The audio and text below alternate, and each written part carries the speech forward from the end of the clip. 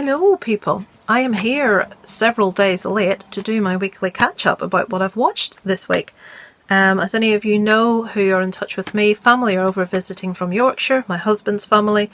I haven't got to do anything, watch anything, I'm behind on everything, so apologies if I haven't been watching videos or commenting, I just haven't been able to. So, I'm getting these out now. I haven't looked up what they are, so if I forget, forgive me.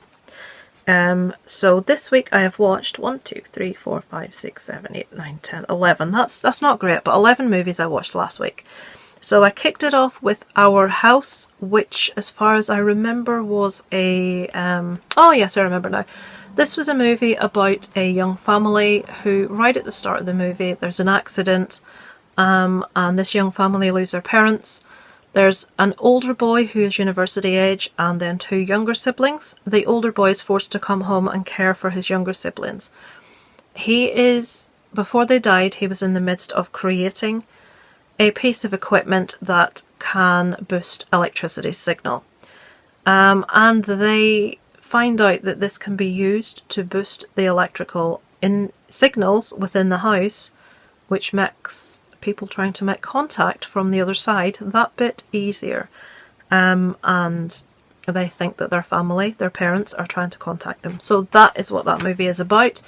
That's pretty much in the synopsis, so that's not giving anything away. I quite enjoyed this little movie. I thought it was good. It wasn't awesome, it wasn't amazing, it wasn't frightening, it didn't scare me. Some of the CGI effects were a bit naff. Sometimes I think less is more. If you don't have... Maybe they did have a big budget, I've no idea. But if you're not going to have the most awesome in the world CGI effects, just don't put any in. Just shadows work for me, things moving on their own, doors closing, sounds, that all works. You don't really need that CGI, as far as I'm concerned anyway. The suggestion is enough. So yeah, Our House. The next one was Sergeant Stubby. This was the little animation that I watched at the cinema, which I spoke about in a separate video. I did a single video for that if you want to see anything about it. But just to sum up, I absolutely adored it. I went to see this with my husband and son.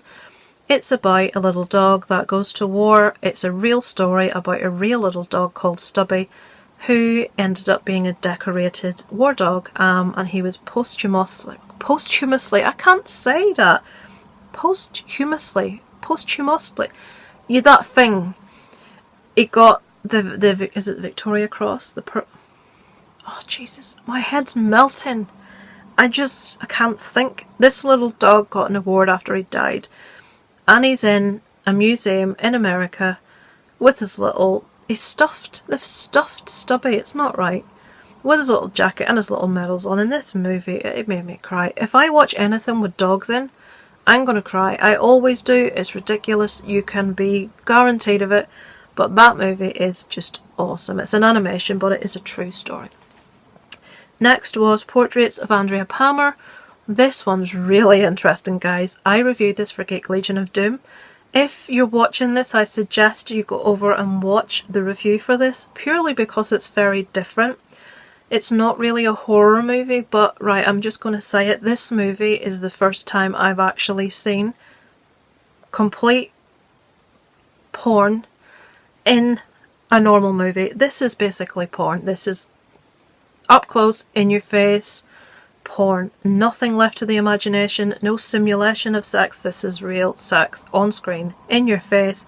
There's 2 really graphic images within the first 2 minutes of the movie. You'll see what you're getting into right away. This movie follows a young girl in the adult entertainment business who works as a cam girl, you know, when they're like on a webcam.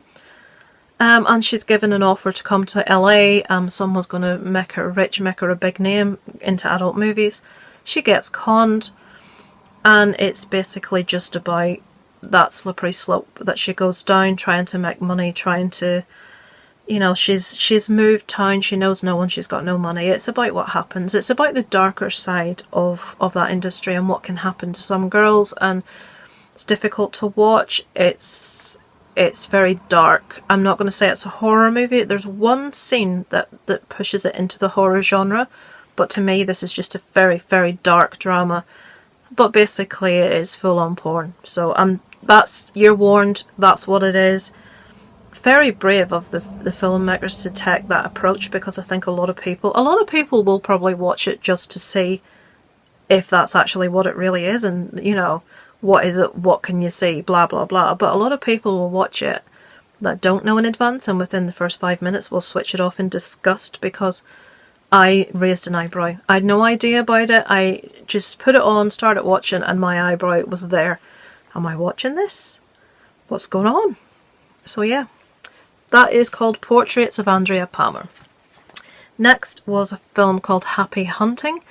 This is exactly what it sounds like. It's a movie set in the desert about a group of, I want to say hicks, I can't think of any other way, your typical Rob Zombie-esque type people hunting humans.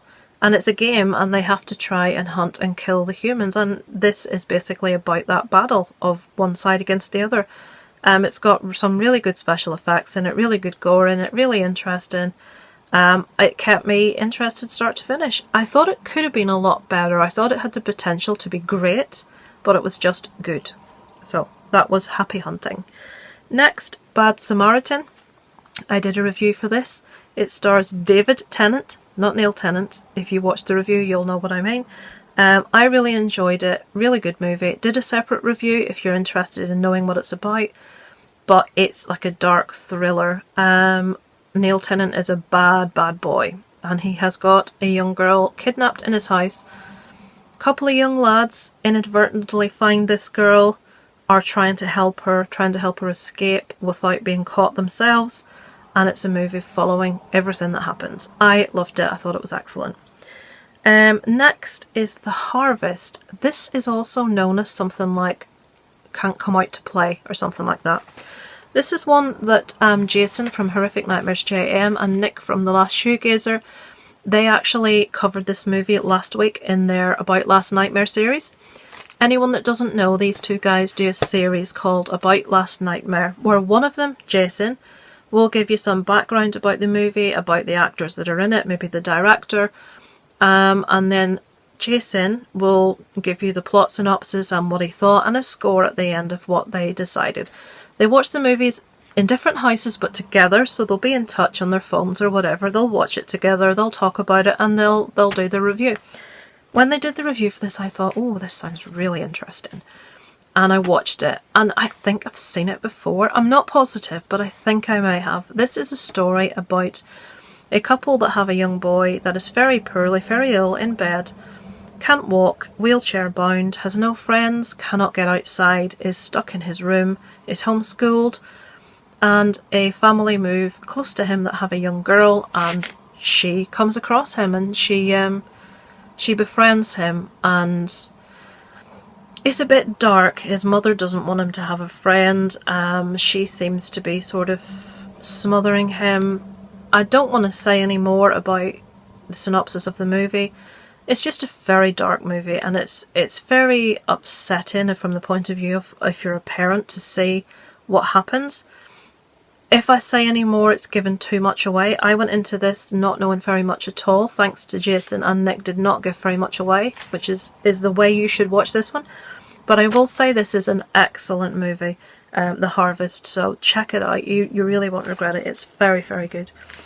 The next one, The Darkest Minds, that's one I saw at the cinema also. Did a separate review, which is on my channel. That's the one made by the people that did Stranger Things, about like the young teenagers with different superpowers, basically trying to come out from under the control of the oppressive adults in the world. They're basically gathering all these kids up and putting them in camps and dividing them out according to what power they may have, and it's about a group of kids that just have had enough of this and they want to break free from it. So yeah, that's really good. It's not really good, it's good. I enjoyed it. It's not awesome. It sets it up quite well at the end for part 2. Reminded me a bit of the Hunger Games, not in the story sense of the word, but you know, that whole sort of teen angst, love, overcoming adversity, and then the end of it made me think a lot of the Hunger Games, if you watch at the end, and just so much reminded me of that. Next one, Dead Envy. This is one I reviewed for Geek Legion of Doom. This is a little independent movie by a director called Harley DiNardo, I believe, who also is the main star in the movie. He is a washed up rock star that wants to go back to the heady heights of being a famous and rich. It's a bit of a dark drama. I wouldn't say it's horror. I enjoyed it. I thought it was a nice little movie. It is an independent movie, lower budget. You're not going to get the massive production value you get in a lot of movies. But if you watch a lot of horror movies, it's definitely not a waste of your time. It's well worth the check out. I enjoyed it. I like the whole rock music side of things, so yeah, I like that one. Next one, Christopher Robin, requires no explanation. That's the Winnie the Pooh one at the cinema at the minute with Ewan McGregor. Adorable. Those little puppets, those little toys. Oh, brilliant. Love it. I don't care if you're an adult, you will probably still love this. I really liked it. Next, I think I saw this years ago, but I'm not sure, so I watched it again, is VHS, which is the found footage one. Everyone knows I love found footage movies. I think I maybe had a copy of this years ago that was faulty, and I think I saw half and not the rest. So I watched it all and I thoroughly enjoyed it. I thought it was really, really good. The first story really hacked me off. If you haven't seen it, it's like an anthology series of different found footage stories. The first one where there's guys like going up to random girls in the street, pulling their tops up to just try and get their boobs on camera, and that really hacked me off. It's like, oh, you dirty beasts. But I'm thinking, is this going anywhere, or is this just so we can see as many tits as possible? You know what I mean? So yeah, these things do. Like if you're a woman, it's like, oh, for Christ's sake, not again. But we got into it and I really enjoyed it. And I did enjoy the individual stories. It is well worth watching. It's pretty creepy. It made me jump a couple of times. So yeah, I'd thoroughly recommend that. I have VHS, the third one, which I've forgotten what it's called, VHS Viral to watch. No, I think I watched it already. I haven't got the second one, so I need to get the second one so I can see that. And lastly, the last movie I watched last week was To All the Boys I've Loved Before, because I needed light relief. It was a Netflix movie. It's a typical chick flick, what else can I say, but I quite enjoyed it. It's about a young girl that, in the process of growing up, has written 5 love letters to different boys, going back to when she was really young and then when she was a bit older, so different stages of her life. She has written love letters to whoever she felt she was in love with at that time. And her little sister, inadvertently meddling, thinking she's doing the right thing, texts these letters and mails them. So all of these boys get the letters at the same time, expressing her undying love for them. And it's basically the story about what happens after these letters go out. And it entertained me, to be fair. I wanted something really brain dead, really simple and easy and nice and sweet, and it was. So yeah, I watched that one. So that's To All the Boys I've Loved Before. That's one on Netflix at the minute. So that's the only movies I've watched. I'm watching a series on Netflix called Afflicted. It's a documentary series about different illnesses. People that have illnesses that no one can help with, or they maybe can't even diagnose. There's a girl that's got an allergy to any kind of mould, and she's forced to live in the desert. She can't be in normal buildings. It's just ridiculous. Her brother arrives to look after her in one of those episodes, and he has to get into a bath and have a full hose down, and because he's contaminated, because he's just come from a city, and she's really ill. Another lad has got ME, which I actually suffer from myself, but he is so bad. He's confined to bed and he hasn't left his bedroom in 2 years. It's really, really, like, it's sad stuff. But it's really, really interesting just to see all these different things. And I think the series is following some of the same people, so maybe some of them will get some help, who knows. So I'm watching that. That's quite interesting. That's called Afflicted. I'm reading a book called The Good Daughter by Karen Slaughter, which at the minute is really good. There's a specific scene in this one where a young girl is, well, I'll tell you, but you probably won't be reading it. A young girl is actually being buried alive just not in a coffin, just in the soil. The people think she's dead or she's going to die. But the actual chapter where the author has written about this girl and how she feels and the surroundings and her trying to move and trying to get out, it's incredibly well written. It made me hold my breath. It made me feel really uncomfortable and claustrophobic, and it just conveys the situation so well. Being buried alive is something that's always really, like in movies when you see that, it freaks me out. Just the thought is terrifying. And she conveyed this wonderfully in writing. So that's The Good Daughter. I'm sort of maybe a third of the way through that at the moment. I gave up on the long walk because I kept falling asleep. I'm not saying it's bad, I'm just saying I kept falling asleep. And then I was reading one which, again, I just started getting really samey. So I'm trying to read something that I'm loving. I don't have any of my Sean Hudson's to read. I've read them all. I could go back and start to read them again, but I would rather read lots of new things than go back over. I think it's the same with movies. A lot of people can tell you such intricate, tiny details about every single movie and every franchise, you know, like Halloween, Friday the 13th, Nightmare on Elm Street. I can tell you stuff that happens, but I can't tell you what movie, what's from, because I've seen them all, but I've seen most of them so long ago, and most of them I haven't watched more than once or twice. So I prefer just watching a load. I like get movies from everywhere.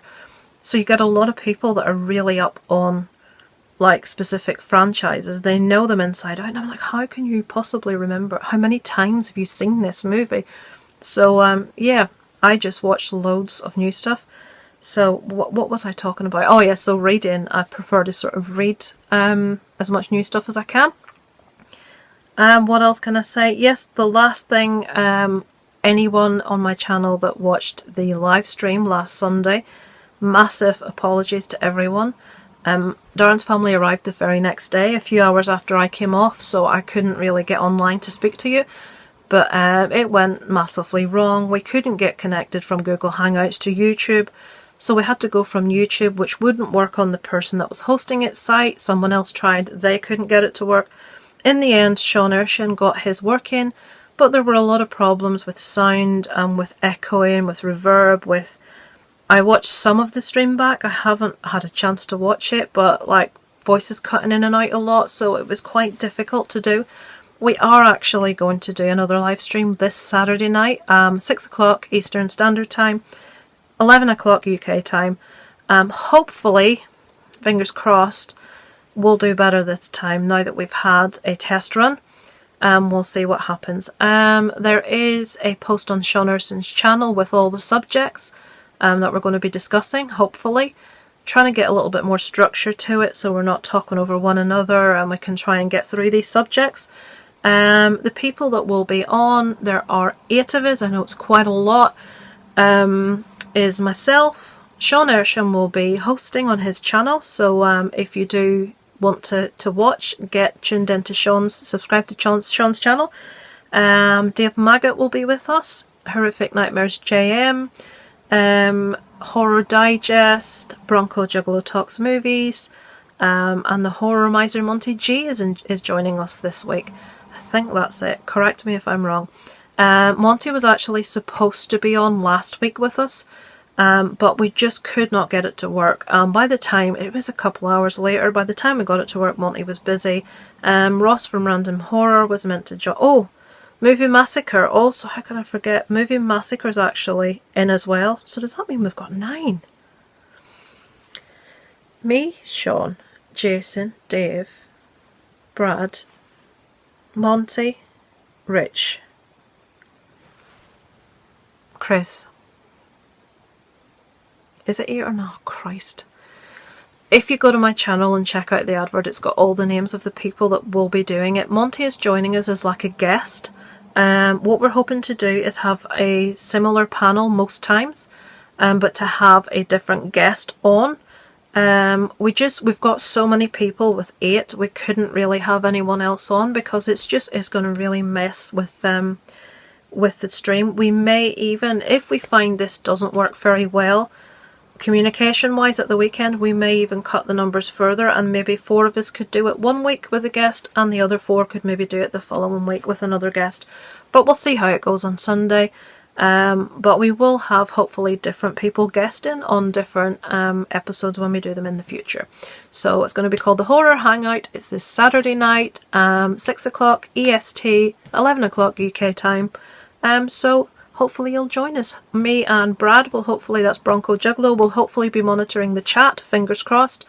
So we'll try and read out things you're writing. It's just quite hard when people are talking to sort of like interrupt them with comments also, but we'll try our best.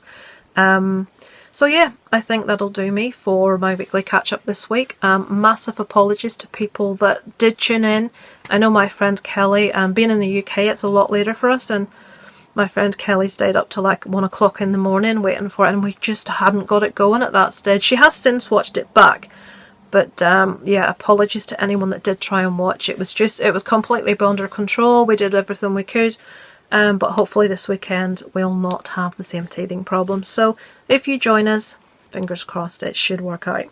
So thanks very much for listening, and I'm going to boil my head because I've still got visitors who I think they're leaving on Sunday. Typically early Sunday morning. I thought it was going to be Saturday, so I'm going to be up to Screch doing a live stream, and they're going to be here the next morning before they go to the boat to go home.